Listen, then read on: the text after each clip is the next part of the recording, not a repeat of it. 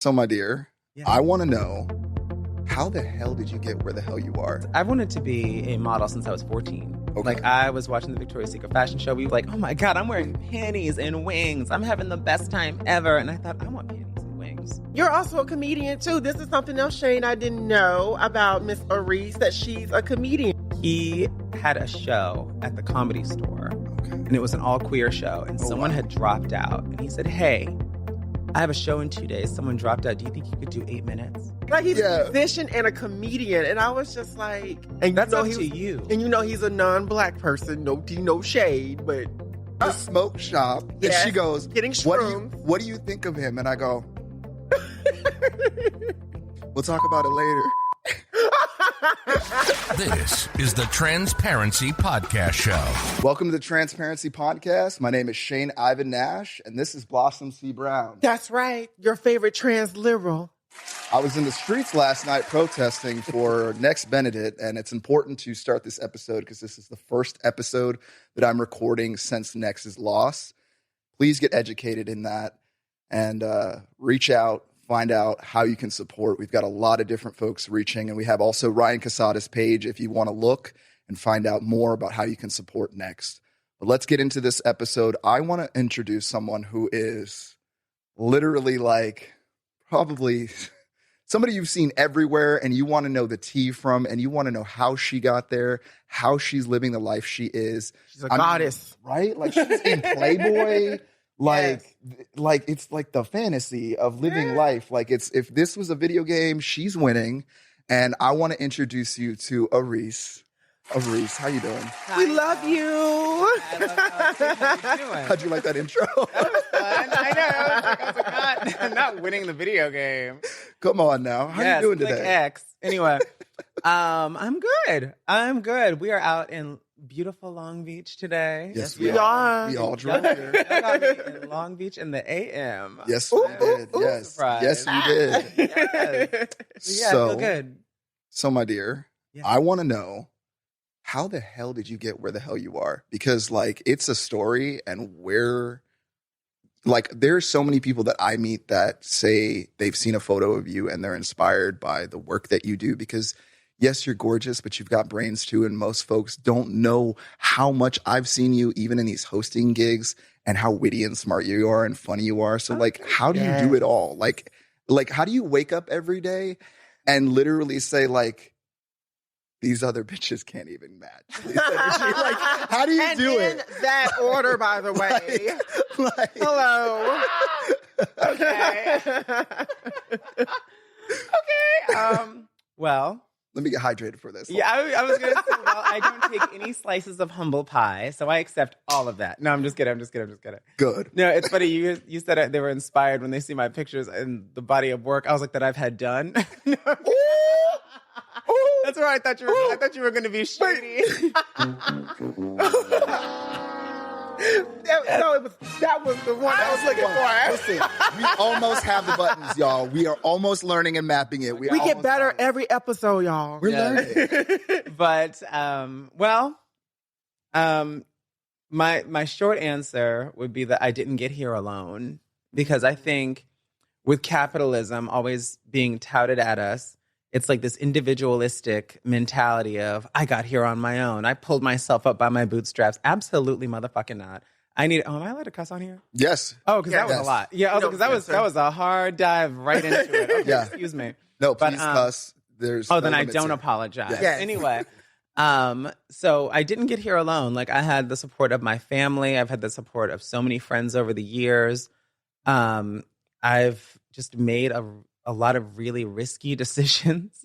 Like, I had to take a lot of risks. Risky? Like, yeah, what? like, What do you mean? because I wanted to be a model since I was 14. Okay. Like, I was watching the Victoria's Secret fashion show. We used to watch it with our family because So you wanted wings from, like, day one. I really did. Yeah. It looked like so much fun. It looked like so much fun. All these women looked happy, walking down the runway just like, oh my God, I'm wearing panties and wings. I'm having the best time ever. And I thought, I want panties and wings.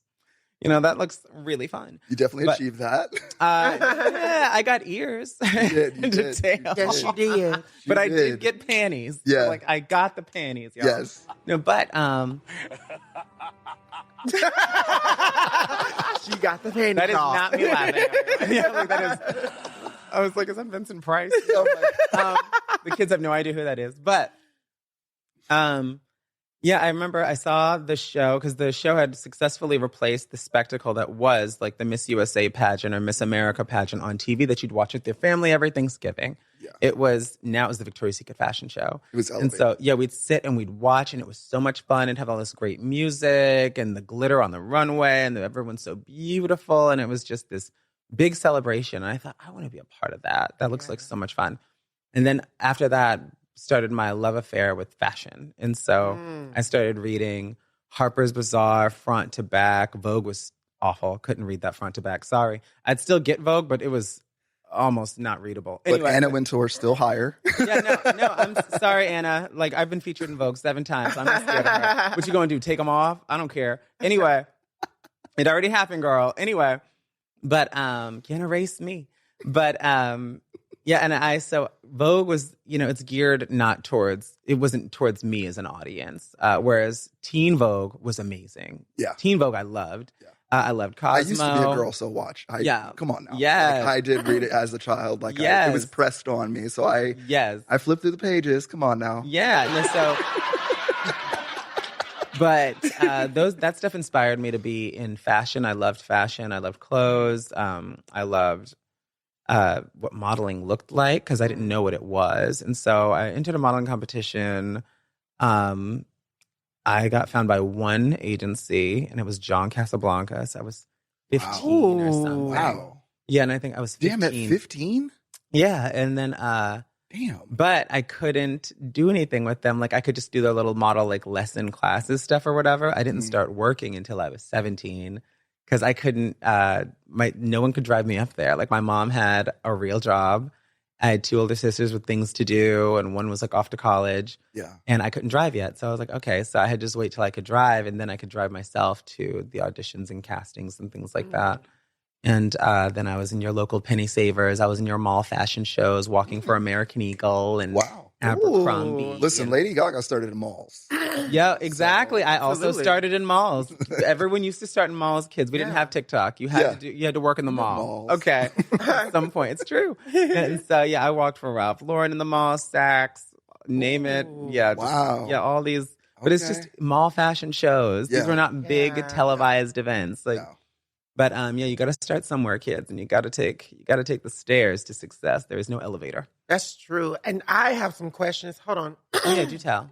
Oh, let me get We some were water. marching in the streets last night doing protesting. We had a busy time. Yeah, it was like a 4-hour thing. So Gas. Yeah, listen. So I had to do a little Wikipedia tea and try to get a little scoop on you. Okay. But I remember you were on the hit TV show Stray. And I used to actually watch it on Oxygen, y'all. It was a really, really good show. She was on it. Isis King, Dominique Jackson, Laith Ashley, my friend Cecilio. Like, it was really, really dope. How did you end up on that show? And did that show teach you anything that you didn't know about modeling? This episode is brought to you by Kitcaster. Kitcaster books you on top podcasts. How do funded startup founders attract prospects and talent? Podcast interviews. How do entrepreneurs with exits find new deals? Podcast interviews. How do C-suite execs differentiate in crowded markets? Podcast interviews. Kitcaster books you on top podcasts. Click the link in the show notes for a special offer. Celebrate good conversation. yeah. That show didn't teach me anything about modeling because I'd already been a model for 12 years by the time that show came about. But Wow. and I was the only one who'd ever been signed to a major agency on the show. And so, fun fact about the show, and Cecilio has said this in many interviews, the show was built around me because I was writing for Original Plumbing Magazine, which is a trans masc magazine. Okay. And I was their Carrie Bradshaw. And so I just wrote all my dating stories, and I wrote for them for a few years. And Cecilio reached out to me because he had done a documentary called What's the Tea that I think is available on Amazon Prime now. Okay. And he said, I love your articles. Will you do my first interview? And so I did his first interview for the movie. And it was called Tart, and it was on Fairfax and 3rd is where we had it. And we were there for like 4 hours at this bottomless brunch, just wasted. I gotten all the notes I needed to get.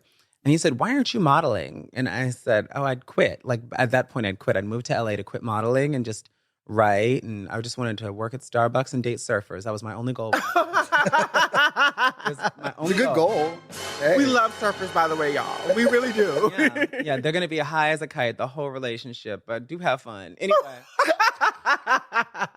I'm just keeping it real. Allegedly. I'm just speaking from my own experience. Anyway, but no. But stop getting flashbacks of the boys. I was like, God. Anyway, like not great. But so he said, "What if I can get you signed to my friend's agency in I think it was Thailand?" Yeah. And because he had an all trans division. And I was like, sure. And I just thought he was lying like everyone in Hollywood. I was like, he's blowing smoke up my ass. I'm like, this guy is lying to me. And so I just said, sure, whatever. Why not? And so, because I'm sleeping on a couch in Burbank, like I had 2 suitcases to my name when I moved out here. Like I had given up everything from my life in New York. And a couple of weeks later, he'd reached out. He goes, "Hey, so you're on their website. You're signed with them. Or he's like, they're going to send over a contract. You're not just automatically signed." And I did. And I was like, that's cool. And he said, "We're going to do a show about this. Would you want to be a part of it?" He's like, "I think it's a great idea because if there's one of you, there's got to be more of you. So I want to find an American version of this." And I said, okay. And so he started scouting girls. And I didn't say their name, so I can say what happened. They tried to cut Cecilio from the deal when the show looked like it was going to happen. After he put all of his money into it. They tried Cecilio, to cut Cece? Yeah. And so we... Not Cece. Yes, Cece, come on. It wasn't even Strut yet. It was called Models Like Us. And so Cece used his money to get us up to... And I was on the bus, honey. I took the bus to San Francisco. No, that was the first time. The second time I drove up with this girl, Angel, and we shot the pilot episode, like a real episode. Yeah. Of the show, just like Models Like Us. And Dominique Jackson was there. This girl, Claudia, was there. Laith was not in it. Isis was not in it. And it was a bunch of different girls that did not cut the show. And so, but I was there. Yeah. And we shot that, and they started pitching it all over LA. And then the agency tried to cut Cecilio from the deal. And Cecilio said, "This was my idea. I paid for it." He goes, "I did the work. I got the connections. I found the models." He said, "If I start my own agency, will you come with me? I wanted to ask you first." And I said, "Let's do it." And then he drove to Sacramento to the Better Business Bureau or whatever, started Slay Models that day, drove all the way to Sacramento. Wow. Yeah. And was calling me. He said, "What do you think about this name? What do you think about this name? What do you think about this name?" And he came up with Slay on his own. I don't know how he came up with it. But because I'm not taking credit for that. But he goes, "All right, we're an agency. Let's get started." And so we just diverted from them. I love the way CC works. Yeah. When he hires me for the DJ stuff, he's just like, I don't know, just show up. Yeah. He doesn't tell me shit. Yeah. He's like, "I trust you. I know also you know what just you're show doing." up. Yeah. He's like, "I've been watching you long enough." Like, he studied you before he worked with you in a sense, right? Yeah, because he'd read all my articles. Yeah, So like he he's knew like, who I "I've was. watched you do things. I know who you are. Yeah. I don't need to ask you a question." And also, it's so nice when I get hired by CC because, like, in terms of like client range, pays the most, asks the least questions. Yeah. Yes! I love it. I find with all clients, whoever pays the most is the best to work with. It's the people who pay you dust that are just like, they have all the demands in the world, all the requirements in the world. They have all the questions. I'm like, oh, shut up. Yeah. But anyways, that's how Slay Models got started. And I've been there ever since. I think it's been 9 years. Wow. Wow, that's incredible. You're also a comedian too. This is something else, Shane, I didn't know about Miss Arisce, that she's a comedian. Wait, what? Whenever I would see her at the events or whatever like that, I thought she was Wikipedia. I thought she was I didn't know you were a comedian. Yeah, she's How a the hell have I known you comedian. that long? I didn't know you were a comedian. I did stand up for like 5 years. What? Yeah. Okay, what? Yeah. So, like, how the hell did you get into that? Funny enough, again, all about who you know. That's why I didn't do this on my own. Mm-hmm. My friend Michael, he had a show at the Comedy Store. Okay. And it was an all queer show. And someone had dropped out. And he said, "Hey, I have a show in 2 days. Someone dropped out. Do you think you could do 8 minutes?" And I said, at the Comedy Store? So my first shot was at the Comedy Store. Wow. Yeah, and I said, Damn. yeah, I can do 8 minutes. And I remember calling my mom. I said, Mom, I'm going to do stand-up comedy, and I've never done it before. And they're just giving me the mic, and it's not an open mic. Like, I'm booked. And like, I was on the flyer, and then I just did it every time he asked, which was every month. He had that show, and then I started doing it at everywhere. Like literally everywhere. I don't think I've done the Laugh Factory. I think that's the only one I haven't done. So But the I've Laugh done Factory Ha Ha needs to Lounge. hire you now? Is that what No. Because We can make it happen. We can manifest I would it. I would need to do a whole new set. And I have some jokes that I've worked on, but like I haven't done stand up in a while because stand up does not pay well. Fun fact. I heard about that. Yeah, actually. it does not pay well, and I'm still pretty. So Yeah, I used to date a comedian, the one that I was dealing with. that I was dealing fair, with. No, fair. I'm mean gonna that tell y'all one? something. So I was dating a comedian. Don't say the name. Make sure I to will say not say his allegedly. name. I will say Libelous. allegedly, but Slander. he told me to take my wig off. Oh my God, when she called me and told me that, I was like, what in the Why? caucasity is going on here? Why did He he said he wanted to see the natural me. And That's you know up he to was, you. And you know he's a non-black person, no tea, no shade, but That And then, is, no, wait, and then she had me meet the guy, right? And we're in Yeah. the smoke shop, and Yes, she goes, getting shrooms. what do you think of him? And I go, we'll talk about it later. Yeah, I kid you not. We did. You should have 'Cause I played was- Solange's "Don't Touch My Hair." 'Cause that means verbally as well. Like, don't touch my hair. I'll never forget that, but it was just crazy. That was a moment, girl. You knew I was just like, deuces, I'll leave you at the club. Like, I was like, Like he's a yeah. musician and a comedian, and I was just like, yeah, no, this ain't gonna work for me. This ain't gonna work for me. That is so invasive. It is Like, invasive as hell. No. no. Absolutely not. I think whatever you want to reveal to someone, you do it in your own time. Yes. And to Oh, ask 100%. someone to reveal themselves, like reveal yourself, it's like, well, what don't you believe? Especially don't to you say it to a believe? trans person, like there's so many layers of intersectionality. She's black. Take them breasts like, off. yeah, it's Yeah. like what? Which I cannot. These are all Yeah. mine. Same. I did. Yeah. I always wondered if we could make like a donation situation. You know what I mean? Like That's not my sixth time Oh, playing yeah. that button. I know. That's your favorite one. I was like, we are flabbergasted. My inner today. child is just like, let me go to that one in particular. Yeah, we gotta find another number. Oh. Yeah. What else is on there? So to get into another topic, just Oh, to okay. switch gears. Let's do it.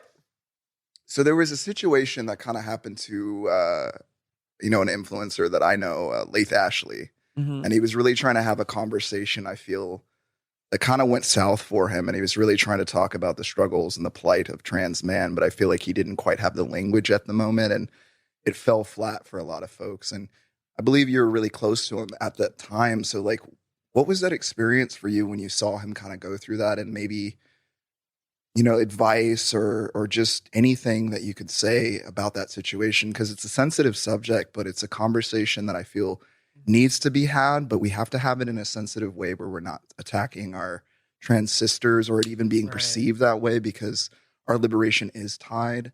And it's troublesome sometimes when folks don't have the language because they may have that message in their heart, but it's just not coming out of their mouth the right way. Yeah. Yeah. I think in that case, like I'm still close with Laith. Like we're friends. We live in Yeah. the same building. Oh, wow. He's watching my dog right now. Nice. Yeah. Awesome. Like, yeah. doors Shout out to down. Laith Ashley, everyone. Yeah. Yes. But I think in that scenario, we get so much infighting within the community, and people with passing privilege, and I'll say this from personal experience, just in some people's eyes, they will fight to misunderstand you because they don't want to see themselves in you, or they don't want to hear your point, even if you have one, or they don't want to see you in their shoes. Yeah. Like it's just like being light skinned. Some people are like, oh, not black enough, can't talk on that subject. No, can I talk about dark skin? We can go anywhere. The answer is no. No, The answer is yeah, no. yeah. No, I cannot. I mean, black issues where they don't want us to speak up. And I'm like, no, I'm still a black person. I still walk the world as a black person. They do this to Blossom. Yes. Yeah. It's like she can't be trans and black in the same space. Oh my God. Or can't talk about it in the same The space. intersectionality that we are not allowed to have, that we are expected to navigate through perfectly, like a maze built for us, when really none of this is built for us. Yeah. And we're rejected from all of our communities at some point. And like, you're rejected from womanhood, you're rejected from blackness, you're rejected from transness if you don't do trans exactly how this influencer thinks you should be trans. Yeah. And it's exhausting.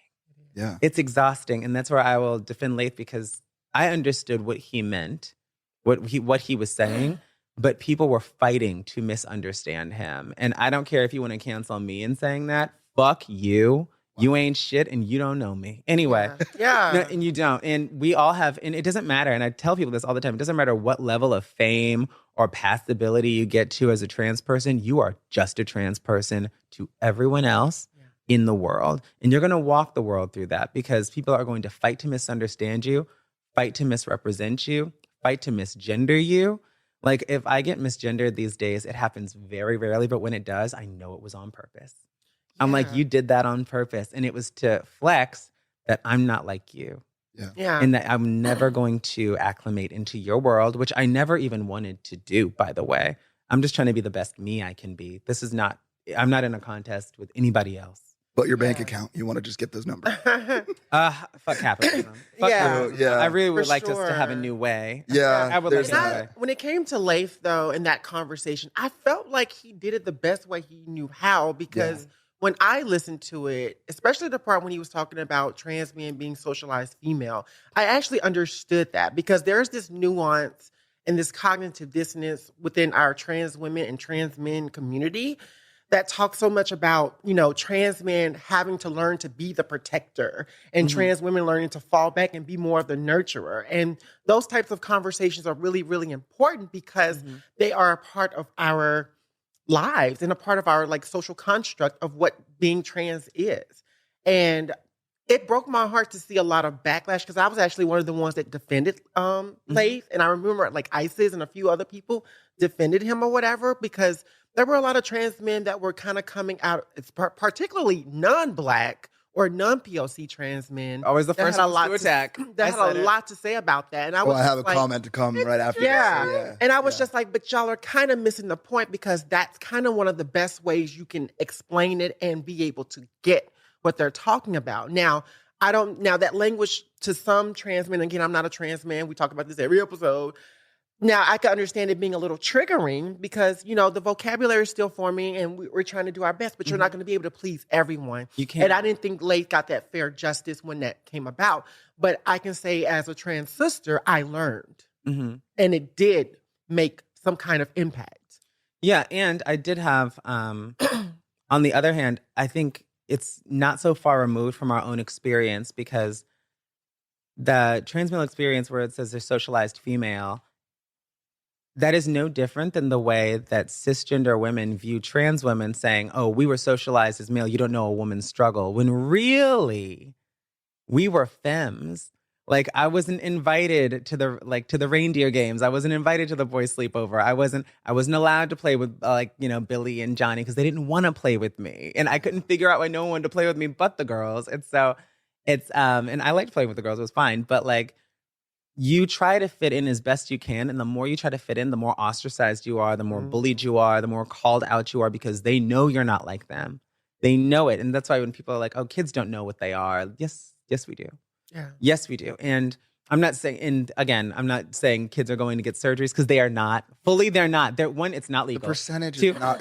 It's people I need to say that from me too. I know y'all can't know. even afford it when they're 18 plus. You think these kids are doing it? It's like one or two kids in history, and they make a whole documentary. They're like, the government's paying for their sexual reassignment surgery at 5. I'm like, that has never happened in the history of the world. Stop. No, stop the lies. You're spreading lies and propaganda. And fear mongering. Yeah, but they don't want us to socially transition at that age, when really it wouldn't do anything for the kid. Because I would sleep on the girl side at nap time just so I wouldn't be bullied. And the teachers knew that. And so it's like you clearly saw something was different about me. I was feminine and you should have just leaned into it. Yeah. Because look what happened. Nothing changed. Fabulous. Nothing changed. Yeah, no, but it didn't get any more masculine, y'all. So it's like you're fighting something just because you don't like it versus it just being in front of your face and you believing what it is. Mm-hmm. Like, you know, stop pretending you don't know. And so that being said, I think that trans women could empathize with Lay's statement, at least when we are called out for the wrong reasons. Like, oh, you guys were men before, you had privilege. Pause. I was not. No. There was no male privilege anywhere. Talk about I was it. treated like a less than Yeah. compared to any other male presenting person. Yeah. No, truly. And we all were. Yeah, like, yes. most of us were. Yeah, the only person that wasn't was probably Caitlyn Jenner. Anyway. You know, I have a history with Caitlyn. I know. I myself. was like, but I had to say it because that's someone who behaves how a lot of people think that we behaved before. Mhm. Like, oh, they're just males using male privilege and now just, you know, in drag now. And I'm like, absolutely not. I'm just being myself. I'm the same. I haven't changed at all. Yeah. I feel like a lot of people that are conservative, even trans people who are conservative, they take the risk of medical procedures, put fear in it, they fearmonger it and amplify it. Mm-hmm. Because ultimately what happens is there is reputable research. There are doctors who have been doing the work, been studying this stuff for years, putting the information out there in the research. And then you have people, and I am going to name drop because it's an opinion show. Mm-hmm. You have people like Buck Angel that take risk of certain medical situations, fearmonger it, and amplify it into a platform. And then you have Where you these found out followers that's to make that YouTube money. Yeah, Somebody needs to make that check, to though. make your quick YouTube money or whatever. But then you're developing an audience of other trans, and I'm not going to put non-binary people in it. You're developing an audience of other trans people that fortify it because you've allowed them the permission to come in and to amplify you. I think that's despicable and it's disgusting, but that's what's happening in our trans community. And I don't mind disagreeing with other people, but sometimes I can't afford it with my trans identity. Yeah. I can't afford it. So it's just been really, really interesting. And I love what you talked about, you know, race earlier, because as someone who's Afro-Native, and a lot of people don't realize this, I'm Black and Native American, I'm Cherokee and Choctaw, you know, I'm a part of a group that's left out. You know, I'm from Mississippi, there's Indian reservations down there, but trying to talk about that part of my ancestry is so challenging because, like you said, if you don't look a certain way, if I don't look indigenous in a way that is satisfiable, I'm nothing. Mm-hmm. And I experienced that last night. It was really hard to get up there and to talk about part of my ancestry that I've turned a blind eye to when moving to California, because I didn't feel like I would fit in there. And, you know, going home and crying and shedding tears about it, it was just like, it woke me up to my truth in such a way. And so I'm really glad that you brought that up, because it is really important, because we're trying to figure out where we fit in these spaces. Mm-hmm. And because of colorism and all of the other isms that are put into place, we just can't always do that. Mm-hmm.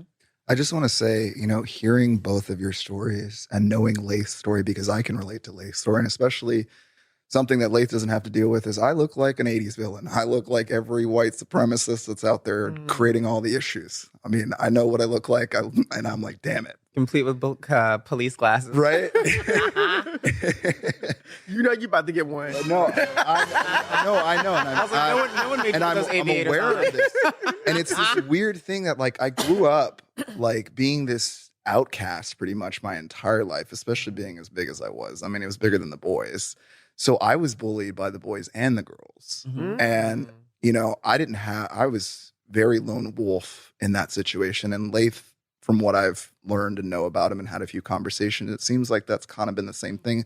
And it seems to be the trend with a lot of trans masc individuals, because there's like this complex layer of like misogyny that plays into these roles that affect trans women and trans men. And it's like you wake up in this body as a child and you have these expectations put on you that are already secondary on earth. I mean, women, we have to admit, are genuinely always treated less than men. And that is ingrained into you as a child. And to have that ingrained into you simultaneously while not having any support or access with the privileges that allegedly come with a cis person, but then having the ideology that you have all that access just because you pass. It sucks a lot of the time, because I find myself in these spaces where it's like you said, folks who just are looking for that pocket to misunderstand you, or I call it looking for your neck. They're always looking for, and that's why I have to be very careful when I'm in community, when I'm in space, but at the same time, as a white individual, I'm still highly appreciative of my community calling me out and calling me in the ways that I have, because in the 15 years of activism, who I was then, I didn't have the collegiate language to know where I was or what I was saying. And I don't even know if Lath necessarily, I mean, he may now, but when he was saying it in that moment, I don't think he had the language, because there's been no investment in trans mask folks. Like that trickle down, like that folks don't seem to understand, is if women are treated like shit, how do you think trans mask guys are treated? Because that Reaganomics, that oppression, we're not a sexual commodity even. So we are just pure violence only.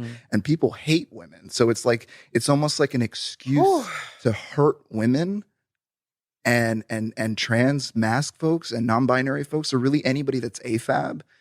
And it's this excuse for society to just attack these folks, because I relate daily to lesbians still as a trans mask, because they're afraid to go to the bathroom when they go to their bathroom. They're getting attacked just because they're being perceived as trans masculine, and they get jumped. And that's what happened in this whole Nyx situation. I mean, I know Nyx was non-binary, but if I was trans today and young and 16 and still finding myself, I probably would be identifying as non-binary first, because it'd be a little safer. And I would probably lean into my masculinity later as I was older. And a lot of trans guys do that. They come out as non-binary first, and some folks stay non-binary. It's whatever. But I see even myself in that next situation, because from a very early age, the bathroom was always a problem, because I was getting bullied by both the girls and the boys. So I just held it, and I didn't go at school. And what I'm hearing in your stories, and I hear in Lath's story and my story, and just really both sides of it, it's like two sides to the same coin of the same feeling of the same pain. And I feel like we all just need to acknowledge that and give that space for each other. Like it's not an oppression Olympics. Yeah, that's why I abhor any kind of infighting within the community, because it only provides them with divide and conquer. Yeah. Because if we're not a united front, and none of us should have to be perfect to be able to be supported. So if I say something out of line, it doesn't mean that you can just condemn everything good that I've done for the community. Like that doesn't make any sense. And guess who doesn't think like that? Far-right Republicans. No. They have idiots say the wrong thing all the time, and they stand right behind them, and they win it every time. Fucking us. Yeah. Like, can we cut the shit? Stop the I infighting. tell this to Blossom all the time. Like one of the biggest problems I think with our community is this idea that we have to be morally perfect in order for us to all get behind that one person. None of us are. And no one can None of us are. this imaginary expectations of what this magical, liberated activist is supposed to be, because everybody's got something they need to put in, and it gets us nowhere. And that's where we kind of are politically right now. That's kind of why we have the presidential choices we have right now, is because we've made no progress, and I feel like we're all just circle jerking with our egos. Exactly. It's a snake swallowing its own tail, because it's just like, oh yeah, well I'm the best. Well I'm the best. Well I'm the most morally high ground. And it's like, well, where are we going? Nowhere, because we can't get any kind of traction politically, because we can't get behind anyone because they have to be perfect, and that's the stupidest shit in the whole world. Also, I wanted to piggyback on your bathroom thing. In school, you flashed back a memory. We would have bathroom break time, and I would be a nuisance because I wouldn't go during bathroom break time. I would go by myself. I'd always ask for the pass, and they'd be like, why? Why are you always going by yourself? I'm like, because I'm not comfortable going with everybody else, because something was up. Yeah. So it's interesting. I think a lot of us had very similar childhoods where we were trying to find ourselves and trying to figure out where we fit, and we knew we didn't fit with all these other people. Yeah. Yeah. You know, even when we talk about politics or whatnot, I think part of the problem is, you know, I'm a firm believer, and I hate to say this, that I think Biden's administration is very tolerant of trans people, but I don't think they're for trans people. No. And I hate to say that because that he is one of the choices. I just feel like the way that they use the trans community is more in a camaraderie kind of way. Like, oh, let me show you I'm doing something for trans people. Let me use your TikTok followers. Yes, let me use your TikTok followers. Let me make all of these false promises that I know I can't keep. Yeah. Then when you get in office, there's a whole shift there. And so I do understand. We got to play both sides. Sorry, we can't do that for you. That's going to make the other side mad. And then we can't get this bill passed, but nothing's getting passed. Yeah. I got something to say. And listen. But then it's like, when it comes to trans rights in particular, we don't get that same priority as our gay and lesbian siblings because the way they ran to protect gay marriage over trans rights, can we actually wake that up and talk about that? Like, we are at the bottom of the barrel, but yet y'all love us. They love seeing us on TV. They love us on TikTok. They love us on so many different things. That's why I used to kind of feel sorry for the Pose girls in particular, because it's like, y'all have this fan base of people that follow y'all, that love and support y'all, but the minute that y'all talk about trans issues, that's when the light switch go off. And I would say between India Moore and Angelica Ross, I would see a lot of their posts shift more to the trans community, as it should. Like, they're using their platforms for good. But this was just, I don't know, y'all. I really hope that Trump does not get reelected again. But keeping it 100% real, he just may. I hate to say it, but I feel like I see the same thing that I see in 2016. It looks the same. Yeah. It feels the same. It feels the same, exactly. And it feels like everybody's confident and comfortable, just like they were when Obama was still in his second term, and everybody's docile.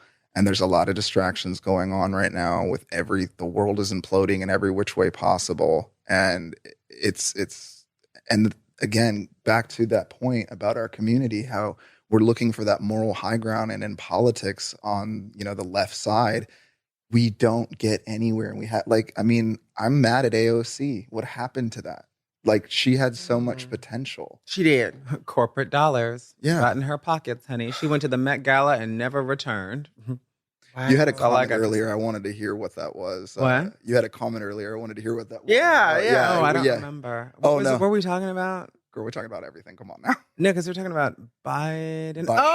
Yeah. So what? Here we go. Now we're on, y'all. I couldn't remember what I was going to say because it kept going. But when I saw what could really be done in the face of hate, when people started attacking Asian people because of 2020, and it was the Stop Asian Hate thing. And then in no time, there was an executive order of like, do not harm Asian people. And I'm like, where was that for Black people with George Floyd? Yeah. And where was that for trans people when we get murdered every 2 weeks? And I thought, I have not heard that kind of condemning of our murder, our hate. And it's not a contest. Yay. No, absolutely. Stop Asian hate. I think that's crazy. It was crazy. Right. Yeah. But because people love to hate other people.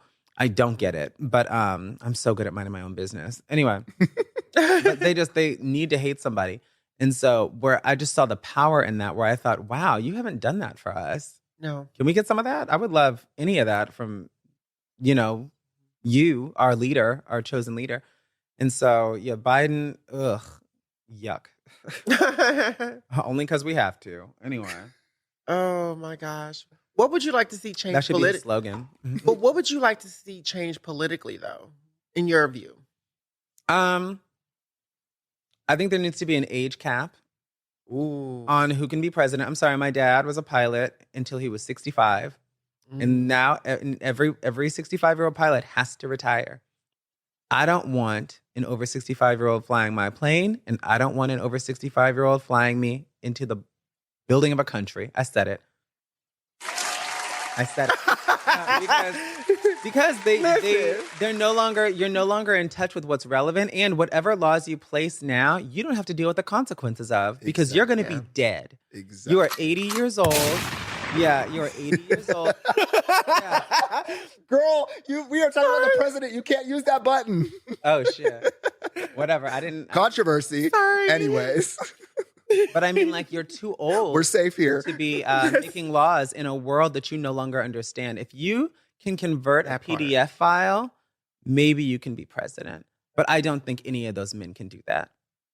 And so I don't think it's just a fact. I'm like, you don't know how online works. You don't know, like, the questions they asked Mark Zuckerberg in his trial, like, oh my God. Or the TikTok guy, the questions these old white men were asking were so embarrassing. Really? Right. They were embarrassing because they didn't know what they were talking about. Do you work for China? Yeah, like, do you work for Are China? you China? Are you saving these in zip files? I was like, what the fuck are these real questions? Do you work for the Communist Party? Like, Yeah, they it asked was like 17 times. Embarrassing. Yeah, but no questions about the actual like equipment or any of the safety or anything. The app, the algorithm, nothing. the safeties, Wow. like the 18 and older safety precaution stuff. Like, I was like, it was embarrassing. And I was like, I don't want these people representing what is a new world that they don't understand. And so you're not going to understand trans people. And I think if you live through segregation, you also shouldn't be able to run for president. You have a skewed view of the world, whether you're black or white. You do not understand what the world that we live in, where we all grew up integrated. And we all grew up saying, you know what, we should all have. We should all have. And we also grew up in a world where one income in the household could buy you a house and feed your family. Yeah. Now you need 19 roommates and 16 side hustles. And an OnlyFans. Yes. One of those side hustles has to be OnlyFans. So I think we live in a world they are not properly navigating because they don't understand anything about that. Okay. They're still writing these op-ed pieces of, why aren't millennials buying diamonds? I'm like, we don't have any fucking money, you idiots. You guys took it all and shut the door behind you. Yeah. Like 100%. So I think they all need to just get the fuck off the horse because they're driving us off a cliff. Yeah. And they're too comfortable on that horse. Yes, because they are. that horse provides so much. And it's almost like like you said, we kind of have to wait till they die out. Yeah, no more career politicians. I don't want to see any more career politicians. I want to see farmers. I want to see teachers. I want to see educators. I want to see scientists. Scientists need to be leading us. Yeah. Because they're destroying the planet. They're actively destroying the planet. And we're just watching. Like Long Beach, just down the street, was flooded. People are flooded out of their apartments and their homes. What? Yeah, no, and like they're just ignoring the fact that all these factories are over here causing all this climate change and telling us to recycle individually. This is not an individual thing. This is a world issue, and we're not a part of it because none of us, everyone keeps putting their head in the sand saying, oh, climate change this, climate change that. We need to get these people out of office. Yeah. And I don't think that's going to happen with voting. I think there needs to be a revolution, and I'm calling for it right now. And I don't mean January 6th. I mean real change, real revolution, real leaders that want us to do well as a people, because our government no longer is for the people. Yeah. They gave all this money to Israel, money that would solve homelessness 3 times. And there are people, like, you walk past homeless people on the street and it's disgusting. Oh, we don't have the money for programs. Yes, the fuck we do. Here's a gift yes, card we for do. 25 Yeah, there's enough money for programs for everyone to get the help they need, to get the housing they need, to get the shower they need, to get the paperwork they need, to become a citizen. It should be easier to become a citizen than it should to get behind the wheel of a car. Yeah. I fully believe that. I think we pay so much in taxes. We are overtaxed. We are taxed on every item we buy day to day, our groceries, at the end of the year taxes. There's a tax on the money you make at work. Yeah. The government gets paid before you do. If I were to pay you money on Venmo or something like that, I'd be taxed for earning the money. Yes. Taxed on Venmo, taxed sending it to you. You would then pay a tax. And this was all your money, and then wasn't taxed for spending it. Like you end up with 30 cents. It's a crime, and other countries are making fun of us for it. Because I've been, and they're like, you guys get taxed out the ass for nothing. And then they pay all their buddies because all their buddies own big metal and big warship. And so they're getting all their buddies' pockets lined because rich is never rich enough.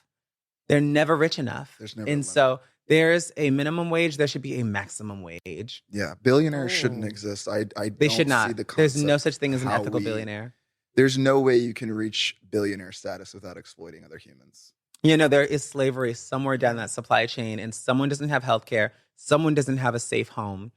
in your supply chain, whereas you've got 9 houses. Do you think that's fair? You don't do any work. You're not even part of the working class. Yeah. What does the working class do?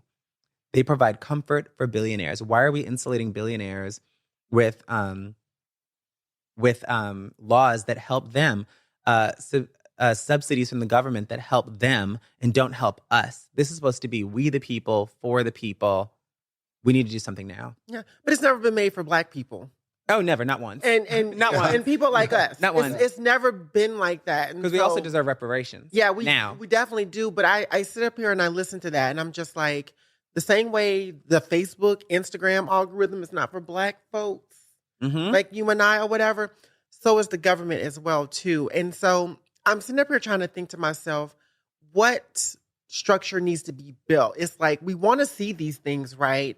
But the reality of it is, with lack of resources, with lack of understanding, with lack of money, and all of these things or whatever, it seems so impossible to achieve it. And I'm exhausted. I'm here to tell you, reparations would solve all of it. Asian people, when they got put into camps, and I say Asian people because they were looking for Japanese people, when they got put in internment camps, they got reparations when they got out. And then they were made a model minority after that in the eyes of white people. And so nothing balances the scales like having your own money. Yeah. And so we've never had our own money because they've always taken from Black people, whether it be from Tulsa, Oklahoma, or just burning down our cities and burning down our homes when we're doing well. And they made it completely legal because none of those white people were ever tried for those crimes. Nope. Never, ever, ever. And so we were just asked out again, told, you pull yourself up by the bootstraps by these people who are getting government subsidies and tax cuts and tax breaks and getting money to buy homes while we started out with literally nothing. We did not get 40 acres and a mule. We never got our reparations. Yep. And that would level the playing field, and people could not look down on us anymore. It's like, no, we got the money that you owed us because we are owed like $1 trillion in reparations for all the free labor that we did to build this country. You know, the White House is made by Black people. Yeah, there are slaves built this country. Yes, literally. And it's the second White House. The first one burnt down. Yeah, and then they have pictures. There's literal pictures. There's in color pictures. They put them in black and white so it looks older than it is. There's in color pictures of Black people building the White House. So you can go ahead and look those up, everybody. I'm not lying. Do your research. We are owed reparations yesterday. And there you have it. And there you have it. Run me my money. Ooh, there's one for that one.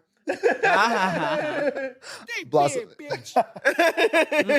I love them. I love them. I'm bored. Oh my God. I can't thank you enough for having like a deep conversation today and really getting into it. And, before we go, I just want to give us, a light topic of, you're married now. I knew we were going Yes, we're excited. You knew it. Come on. I prepped you because I'm married and a lot of trans folks, especially in LA, they're poly girls. So what we're doing, we're the minority. Someone say poly? Yes. What? Poly pocket. So what is it like to be a trad wife? How are you doing? Trad wife. Oh my God. With me with a rugby shirt on. I feel like I can see it though. I'm like, you guys want some cookies? Honey. Hi. Yeah, main ingredient is I can't wait to come over for Christmas. Yes. Well, I'm married now.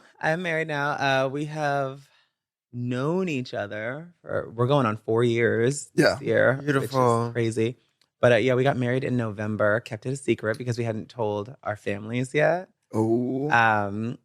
But we came out and told them right before Christmas, and then we decided to tell social media in January. Yeah. The pictures were beautiful, by the way. Thank you Very beautiful. So much. Yes. Remy, he took those on film. Yeah, those are filmed. Wow. Yeah. Yes. And you can catch Remy He on Crazy Rich Asians. That is a shout out to Remy He. He's a great actor, but he's a great photographer as well. Okay. Yeah. I didn't know that. Yeah. Right. So my favorite question is, Okay. what was the song that you both danced to? What's your song? Because mine's Tiny Dancer. That's a thing for me. And my wife. Wait, it's what? Tiny Dancer, Elton John. How's that go? Hold me I am closer, not Tiny singing. Dancer. Tiny Yeah. Dancer. No, Tiny Dancer. Dancer. You never heard the Britney remix? No. How's it go? I'm a tiny dancer. No, it's No, Hold Hold Me Me Closer, Closer. Tiny Dancer. Oh. Damn. Okay. Let me get my own. It's because when we met, she was really into dance, so it's a thing. Okay. Anyways, what's your song? Oh, well, I'm not going to say what was actually playing because it was not our choice, and we both talked about it. It was okay. I'll sell it. You didn't hire me as a DJ, so you didn't get it played right. That's why. Okay, we were in Australia. I was like, oh, never mind. I wouldn't have made it. I was like a 14-hour flight to come. No, I'm good. I'm good. Yeah. So how did they mess up? No, it was a live band there because we met all his friends there because we surprised them. Mm-hmm. Because we told them that I was leaving the next day, so he just wanted everyone to come meet me. Oh my there God, we go. that's us. Yes. Hello. Yeah. It's my husband John. Hi John, I love you so much. But okay, are you not giving trad wife though? I'm trying not to fall down the stairs. Beautiful. I am trying not to fall down the stairs. There's a lot of It's giving steps. movie scene tease. Yeah. Thank you. Yeah, it was very 1950s. It was the fantasy. It really was. But and that is a custom Marco dress. Damn. Thank you. Yeah, she's gorgeous. We love that. Yes. But it was a lovely affair. But Ed Sheeran. What? One of the Ed Sheeran songs came on. I don't remember which one it was, but we both looked at each other because we were expected to dance at this point. And we, held each other in our arms, and I said, "Not Ed Sheeran, honey." And he was like, "I know, this is fucking terrible." Wow. And we were like, "Okay, grit through it." But our song is actually, I'd say, "Running Red Lights" by the Avalanches and Rivers Cuomo. Beautiful. That's what we would have did. And that so we is did the that. song. When I posted that for Valentine's Day, that's what I put as the song. Okay. I was like, we're not doing that other thing. Because they didn't ask. They were like, oh, let's get a bride. Is it the one where it's Let's like, get a darling, dance. you? Ooh. I don't remember because I really if I was a don't like DJ it. and I was going to be Ed Sheeran, and Yeah, I would, no, yeah. Oh, It's God, that could you imagine? soft, I know, oh, that's No, Ed Sheeran. that was not for you. The worst. He's the worst. I don't care if you can hear me. Imagine I did Kylie Minogue for you. Oh, it depends on which one. It'd be so good. I wouldn't mind. Yeah, I love Kylie. And she's an Aussie. Right. Yeah. Well, true. I mean, that actually would have been really relative to the space. Yeah. Well, I think this is wrap for the day. I think we got to a great endpoint. Cool. Where the hell can we find you in case the folks that are watching have no idea where to find you? What's your social? I am at Aristocrat on all platforms because my name is Arisce. And you can also find me at playboy.com/Arisce because I am the first Black trans American Playboy bunny. Yeah. That is... We're getting a Black couch moment. Yes. No, I love it. Anyways, folks, thank you so much for joining today. Please follow Arisce and let that roll. No, that was a long button. All right. I thought you were going to go straight for the ending. I know, right? I thought I was, but allegedly, we're still learning how to do this. Anyways, this was an amazing episode. Please watch it in full. Find out more information about Arisce and the conversations we had here today. It's really important for us to get these messages out. And Blossom, do you have anything to close us out with? Drink water, moisturize, and stop the hate. Okay? Wait. Oh, wait.